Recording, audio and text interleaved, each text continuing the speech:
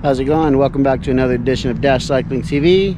Today I'd like to introduce to you this Maruishi, which is a RX-600. It was fully equipped with Shimano 600 to begin with, but when I acquired this bike it was just the frame, fork, headset, and seat post.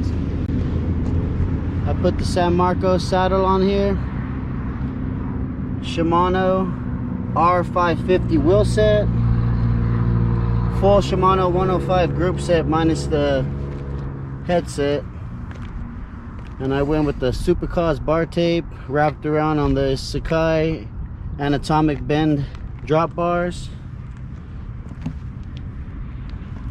Very fun, fast bike.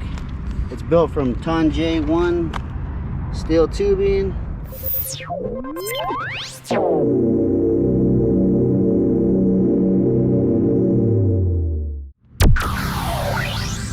Hope you like this bike. Make sure to like and subscribe. Thank you.